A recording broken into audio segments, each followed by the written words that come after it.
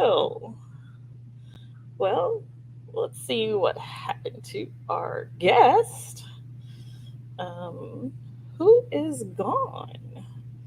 Well, let's see if he comes back in, and we will get started. Good morning, everybody. Good morning. All right. Let's see. Well, our guest today is Robert Medina, who suddenly disappeared. And so when he comes back on, we will get started. We'll get him back here in the press lounge. Welcome to the press lounge today. My name is LD Robinson, and we're just waiting for our guest to reappear. I don't think I've had that happen before.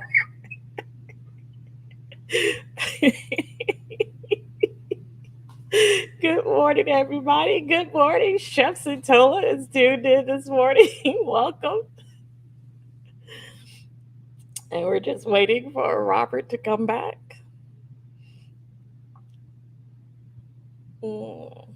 We hope everybody is doing well.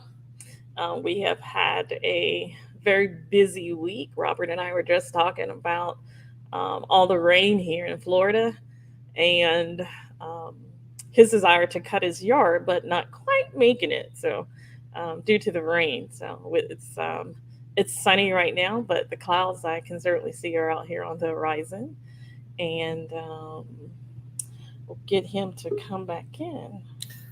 Okay. Oh, there's our guest. All of a sudden, 1 minute left, and it said it offline. I was like, okay, Good morning. I turned the video. I was like, he's gone. It just bloop. I don't know what happened. It just said 1 minute left, and I went, okay, and it just went. It's all good. It's all good. Welcome to the press lounge, Robert. Thank you very We much. are so happy to have you here today. We're super excited, everybody. My name is LD Robinson, and I am the host of the Press Lounge, and I'm the owner of Ladero Press. And we are a publishing services firm, and we publish in the traditional manner. We are considered a small press because of the number of titles that we put out, but we operate like what we call in the industry traditional publishing houses. And so we are excited today to be here with one of our newest authors, and that is Robert Medina. Good morning. Good morning. Good morning. Uh, Well, why don't you tell us a little bit about yourself, and then we'll get into our interview questions and okay. get everybody to learn a little more about you. Well, first, I'm looking at myself, and if I'm looking at it, I'm just kind of laughing because if anybody hasn't seen me in a really long time, they're going to go, God, he hasn't aged well. I'm, I guess I'm more not like a fine wine. I'm more like Boone's Farm. But yeah, I'm Robert Medina, and I'm a retired firefighter from New Orleans. And after I retired, I moved to Florida and started writing books. And that's pretty much the short version of the story. Well, I guess that's a good segue into our next question. Did you plan to be an author? No, um, it's going to sound bizarre, and I used to read a lot, but I never wrote anything. And it's shortly after I had two brothers that died young, and shortly after the second one, I was literally cutting grass one day, and all these ideas started popping in my head. So I stopped, went and wrote them down, and I kept writing them, and then more things started coming, and more things started coming, and then I just kept writing down everything, and I have no idea where it comes from. I have no idea where any of this. It just started, and it's been doing it now for 30 years. Oh, Well, I have to tell you, reading "Waking Up as a Bird," I am. I would love like a front row seat to, just a portion of your mind, and just being able to real, if I could see like where the words were being carried from this spot to that spot, that would be quite interesting, I'd imagine. yeah, Um, it's weird because it's like I know you and I've talked about other things, but just as a for instance, last night I woke up and I was thinking, for some reason, I was thinking about the word Joe, Mhm. man's name Joe. And I was going, okay, what is this all about? And then I said, well, if you add an S, you have Jose. You know, you went from 3 letters to 4 letters. You got Joe and you got Jose. But if you say Jose, all of a sudden it sounds like you have an H and A and a Z in there. So you got 7 letters, and even though they're only four. And that's why I like words. You know, they're so tricky, and you can play around with them and you can twist them to do a lot of things. And I think that's what makes it fun. Well, I am very fond of the Urban Dictionary, where you get to submit words, and so I have an affinity for words myself and letters, and so Mhm. I put words together, make up words. I've always made up words, but this when I finally had realized I had a place I could put them, I was really happy.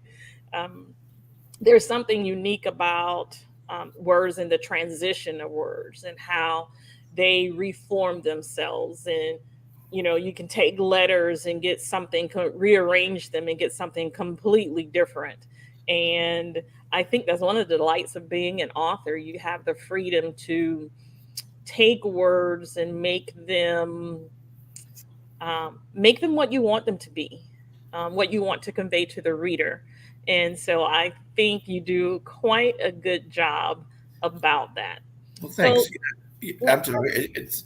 It's somebody, I don't remember who it was a long time ago, said it's hard to believe, but every word that's ever been written in the English language comes from just 26 letters.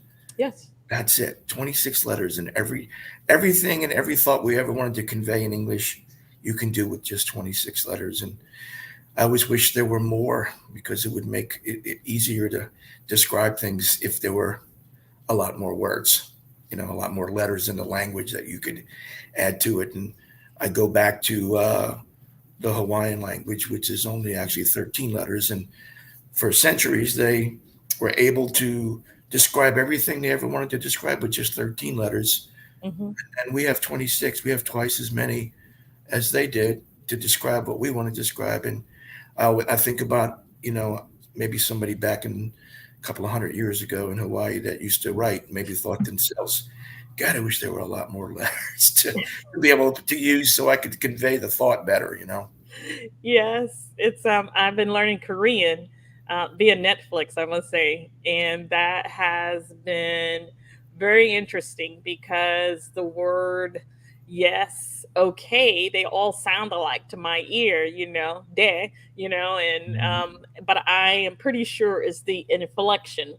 And so um, one of my language friends, my lovers of language, we both studied French, and he has this app that he's shown me. And so I'm not as diligent as he is by any means, but I've been trying to teach myself to learn Korean via this app and watching Netflix. And the complications of language certainly exist. I'm listening and I'm like, she said yes, but that sounds like okay as well.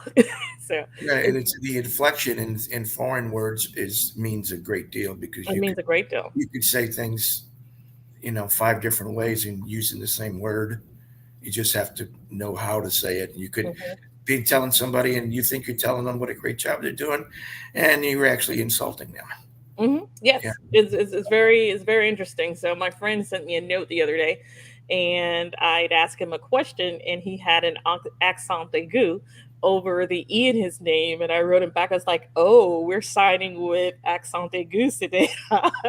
And he wrote me back. His finger just stayed on his keyboard a little too long. He's like, "That was a mistake." Tell me, what about writing attracts you? Um, I guess it's not so much that it attracts me, it's that I can't help but not do it, if that makes any sense. Yes. It's like, uh, it's literally, I things just, I carry notebooks around. I carry a little micro recorder in my pocket, because sometimes things come and then if I don't write them down, I'm going to lose them, somewhere if I'm walking down the street. But um, yeah, it's just something that I have to do. And now, it's not like anything that I plan. It Hmm. just these things just pop into my head.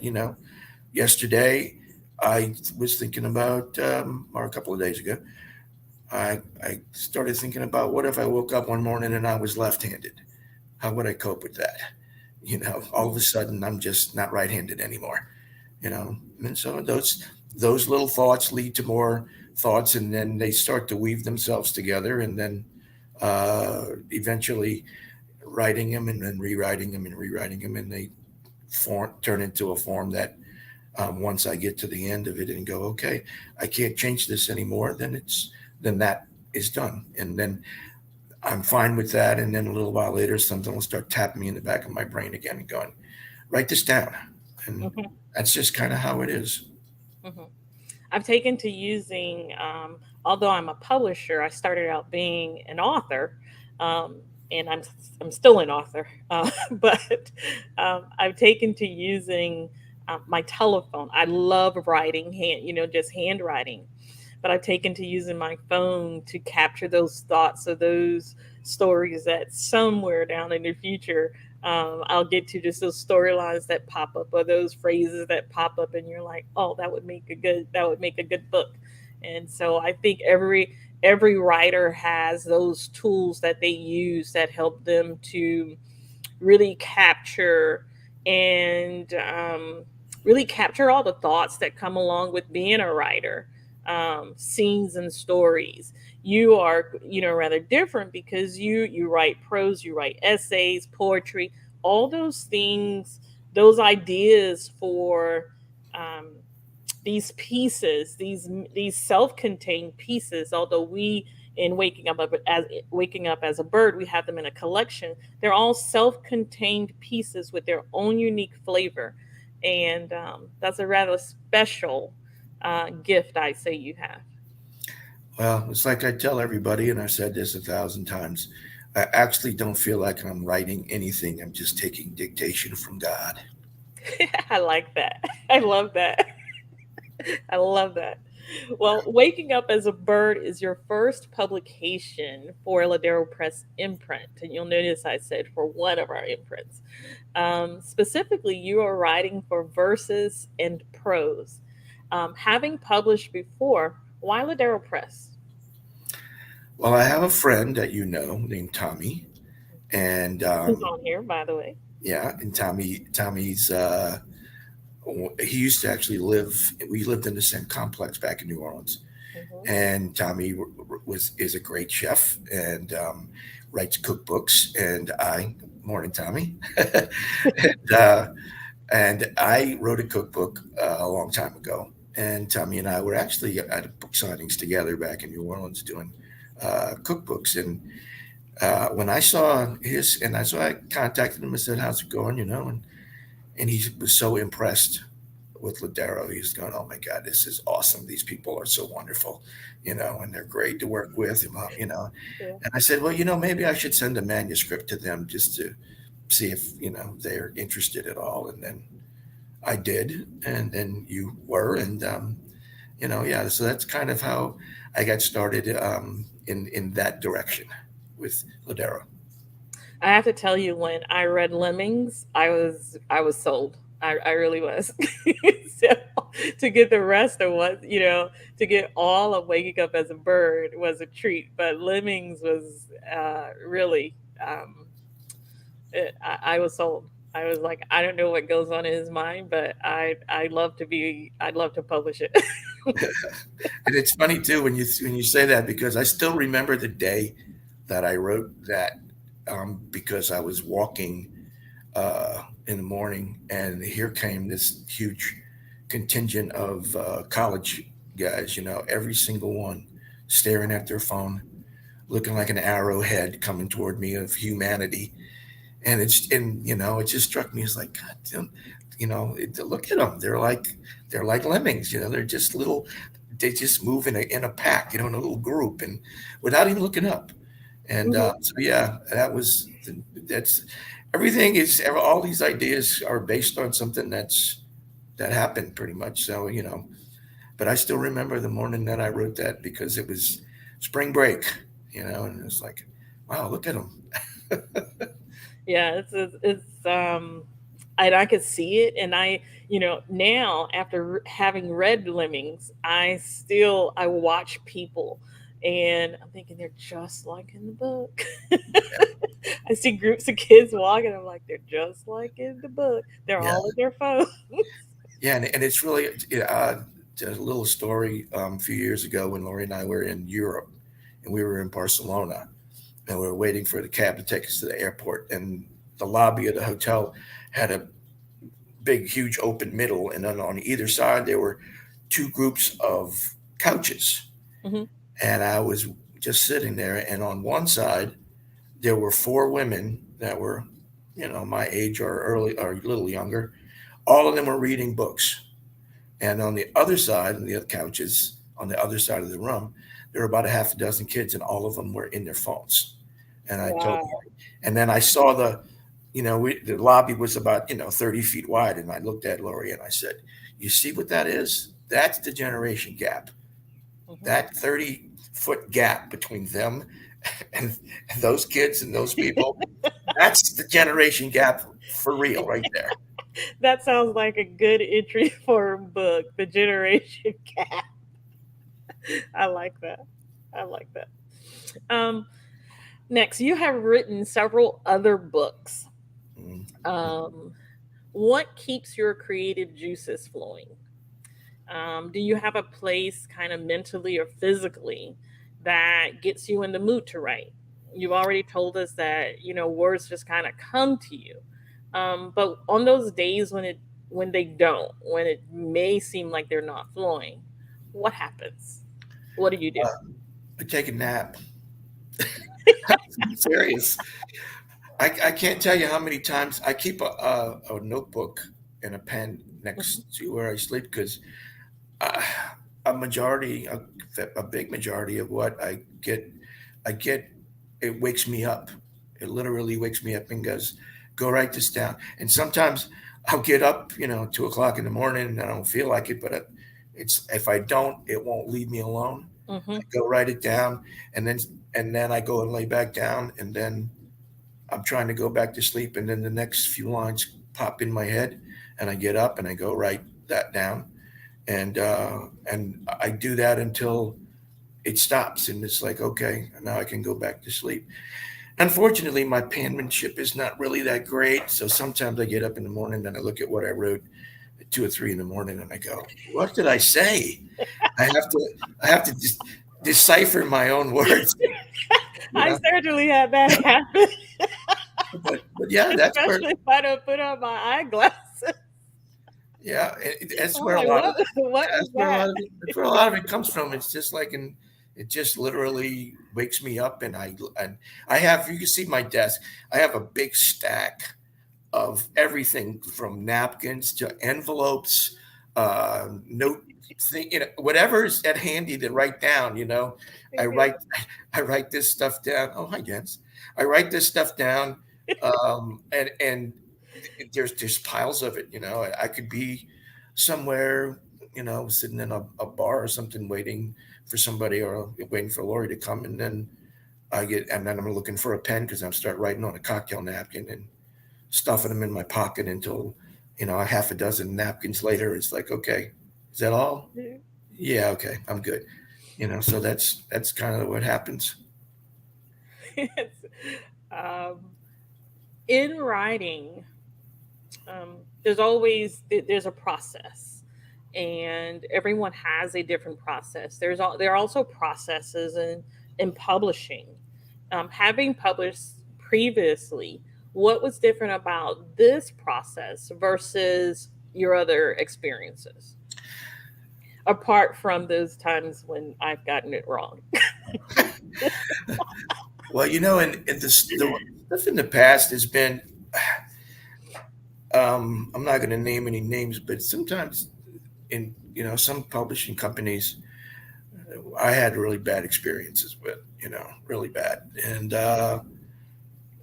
and it's, I'm not getting any younger, so a lot of the things that I wanted to get out there, I haven't been able to because of that. And the and here with you guys, it's like it's 180-degree out. It's like total professional. Everybody's on board. Everybody's, is like, what can I do to help? And that in itself is just, for me, a breath of fresh air, just amazing. And it's been a lovely, lovely experience. Well, when we first started, we were a team of one.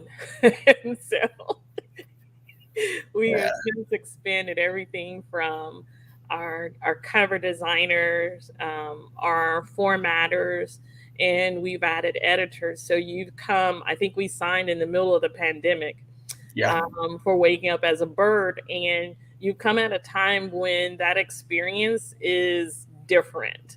And we're hoping, certainly the goal is to refine that and become better and smoother at the process of getting books out and publishing wonderful works from authors, because I'll be honest with you, it hasn't always been smooth.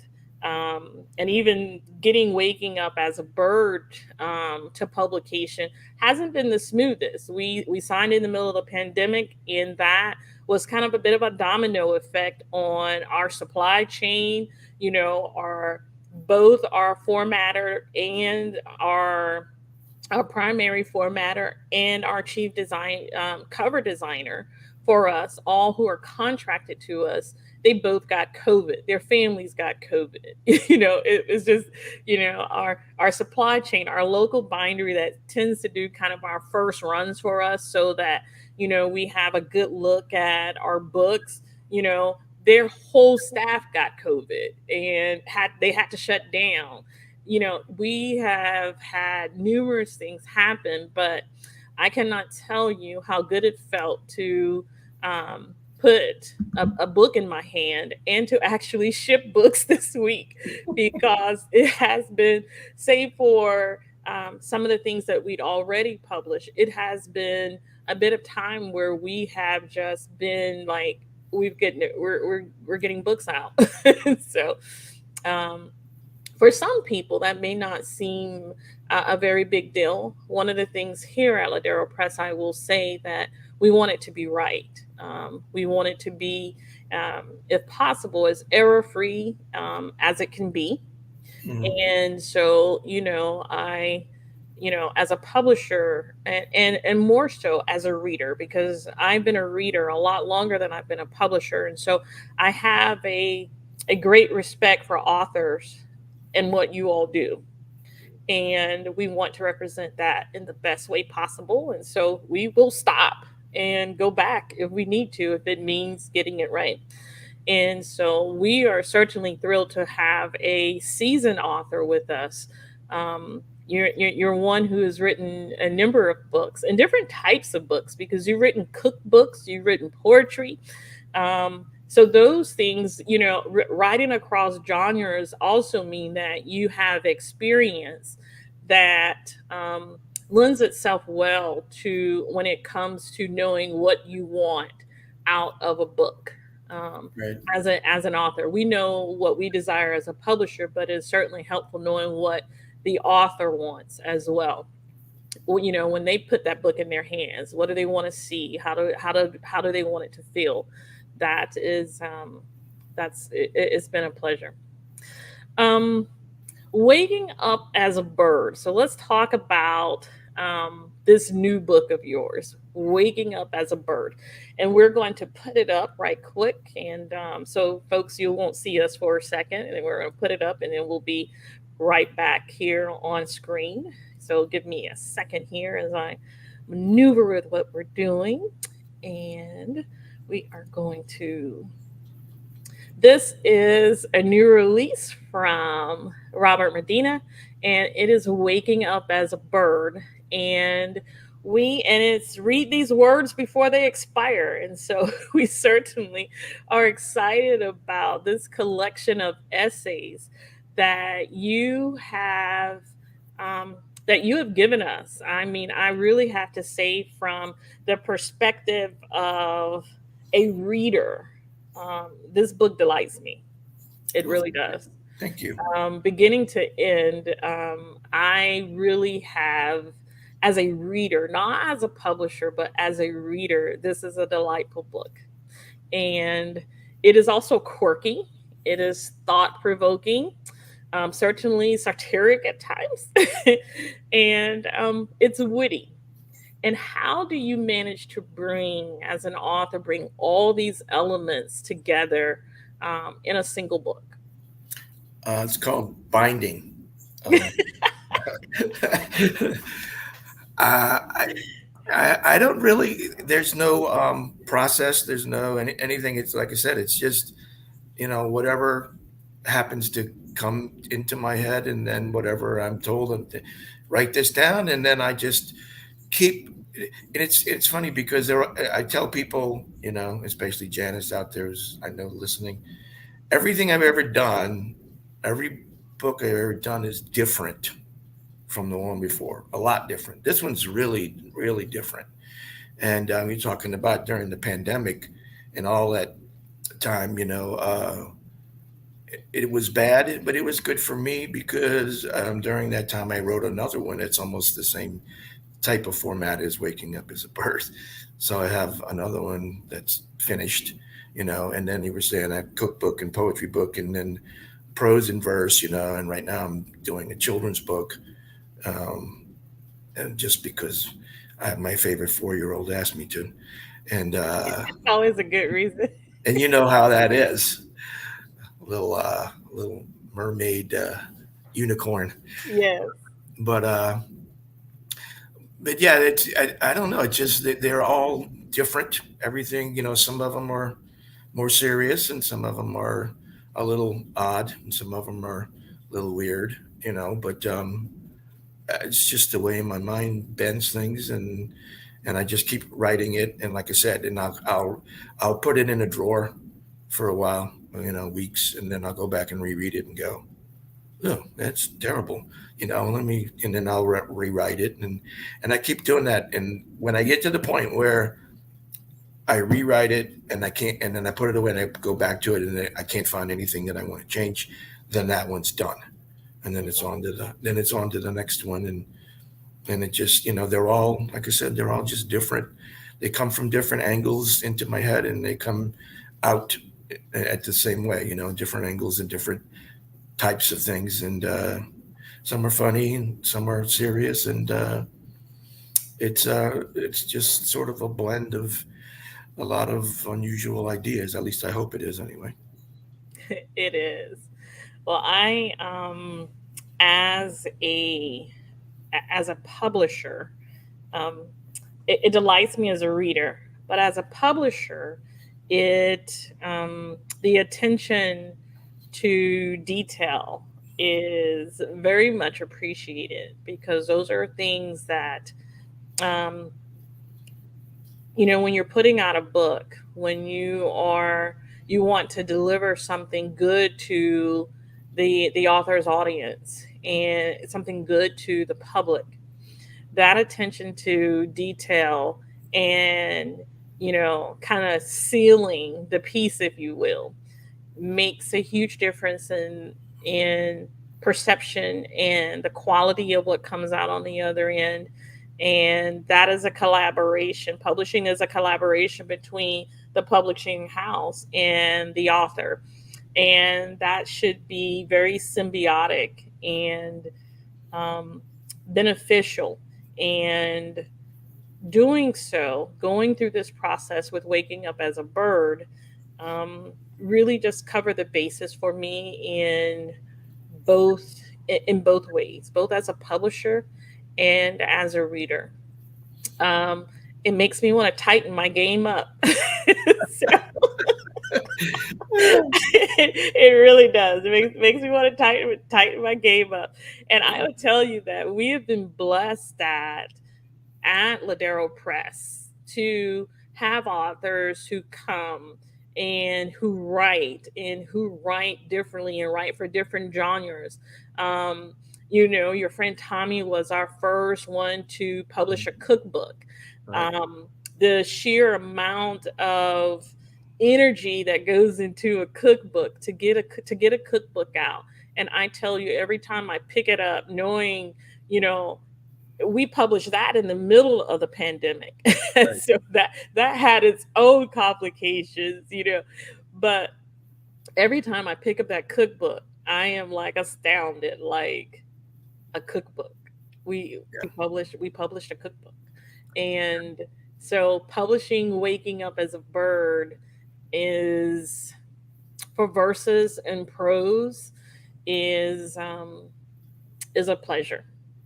I don't think there's any other word that I can honestly say, is that it has been and is a pleasure, and I believe for many years to come it will be a pleasure for readers. I really do. Well, thank you. And Far beyond your fireman's hat being hung up. You know, it will be a pleasure. It will be yeah, a pleasure. oh, I do appreciate that. It's it's one of those things when you're talking about detail. I honestly believe that I probably rewritten each one of those pieces at least 200 times a piece, each at least. And it's so much fun when it's done. When I Mhm, go back and look at it 6 months later and I don't change anything and go, mhm. yes, that's what I wanted to say. That's it. you know, That's and it. yeah, that's what makes it fun for me is to go back and but then you also have your doubts as to whether or not anybody really that would read it and go, okay, are they going to get out of it what I intended for it to be, Mhm, and you telling me that really makes it. I appreciate that. mhm. Oh yeah. Well, it has been our great pleasure to have you here today. And always, I ask a surprise question to our authors who come to the press lounge, simply because, well, I'm the host and I can.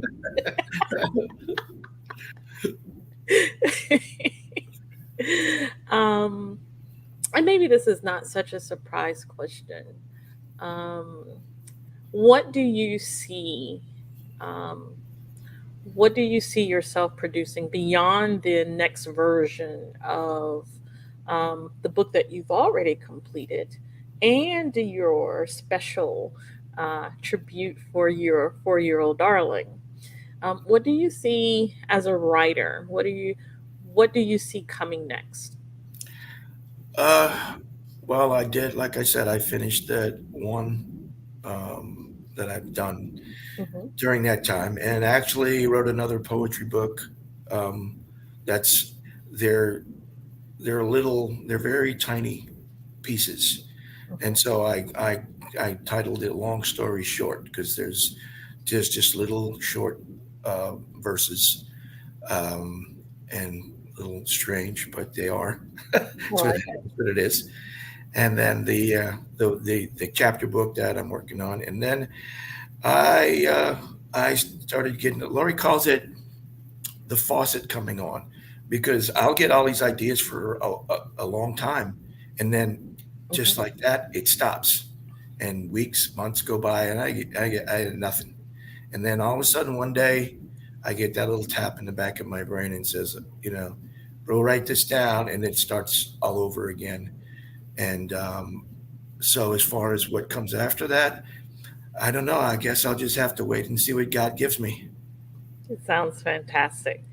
Well, it has been our pleasure today to have you here in the press lounge.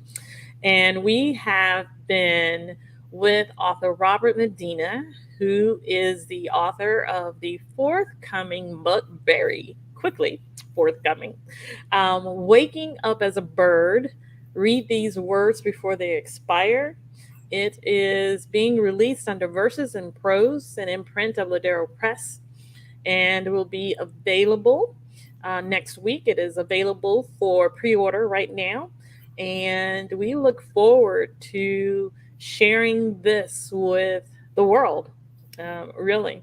And so we want to encourage you to subscribe to the Press Lounge, and there's a link right there. You can see right down there, right down there. Subscribe to the Press Lounge for Ladero Press, and stay abreast of all the things that are happening. Um, Robert is our. We haven't been in the Press Lounge in quite some time, and so I am delighted to have us back up and going with um, author Robert Medina, who is the author of Waking Up as a Bird, which is available for pre order right now. And get ready. I mean, you can get it online at retailers, online retailers, and we're excited. We're really excited. Yeah, it's what I've been telling everybody. I promise that if you get it when it's hot off the press and it's going to arrive at your door still warm. So Pressed pages. yes. Well, thank you so much for having me, and thank you so much for all you've done. It's been absolute pleasure on my end, and I don't know how to thank you enough. Well, we're glad to have you. We're glad to have you part of the Ladero Press family, and certainly you are helping our verses and prose and print shine. And for that, we thank you. Thank you so much. Have a good afternoon. Enjoy some sun, unless it's raining your way. Nah, it Um, looks like it's going to rain again. Yeah, that's okay. Chase it's, all the tourists inside. yes. Have a good weekend, everybody, and thank you for joining us I should say, in the Press Lounge. And the Press Lounge is a production of Ladero Press, a traditional publishing services firm um, located in Florida. We'll see you next time in the Press Lounge. Bye bye. Bye. Thanks.